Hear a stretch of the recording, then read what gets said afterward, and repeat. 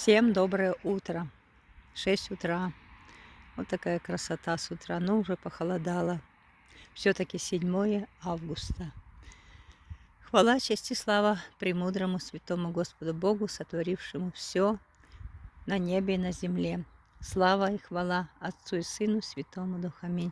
Владыка Господь, я взываю к милосердию Твоему за всех моих драгоценных, которые еще не познали Тебя, которые ходят в этой жизни как во тьме, не зная, что есть спасение, что есть жизнь вечная. Умоляю, Отец Вечности, обрати светлое лицо на всех живущих на этой грешной земле. Дай, Господи, осознать людям, что они живут неправильной жизнью. Дай им осознать, что есть на небе Иисус Христос, Господь Бог, который любит всех людей. Дай людям осознать, Господь, что нужно соблюдать правила жизни на земле, как соблюдает правила уличного движения и движется правильно, без всяких аварий транспорт, так и люди на земле обязаны знать поведение на этой грешной земле, как жить, чтобы было всем хорошо и как спастись.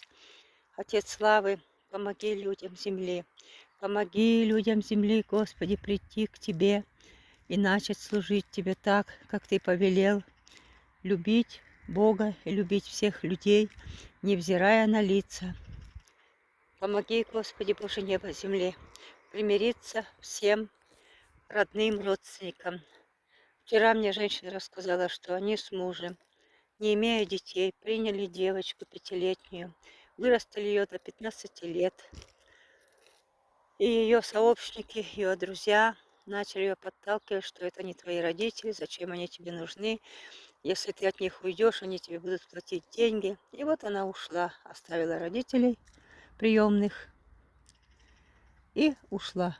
И вот этим бедным родителям, которые снимают квартиру, дорого платят, еще приходится за нее платить до 18 лет.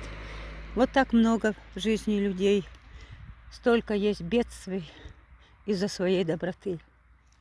Поэтому Господь Бог всем людям земли определил порядок жизни на земле. Верь в Иисуса, люби Бога и люби людей. А любить людей не так-то легко, как вы видите с примера этого. Как тяжело бывает людям, которые делают добро, а их осыпают злословиями, как Иисуса злословили за Его доброту, как Иисуса на кресте распяли за Его милость и за Его любовь к людям. Вот так и бывает с людьми, которые делают добро, которых награждают всякими злословиями, пакостями. Поэтому всем людям земли необходимо изучить Священное Писание Евангелия, которое говорит о любви, который говорит о Иисусе Христе, Спасителе, который желает людей научить, который в Священном Писании говорит: «Придите ко мне все концы земли, и я научу вас». Иисус Христос тот, который никого не осуждает, который любит людей, который все прощает, лишь бы человек был с Ним, лишь бы человек учился жить, чтобы эта земля наполнилась миром, любовью, радостью, потому что на земле обитает сатана, который извращает мышление и поведение людей. Мои драгоценные, придите к Иисусу Христу и начните Ему служить. Будьте благословенны, дорогие. Мир вам и благодать.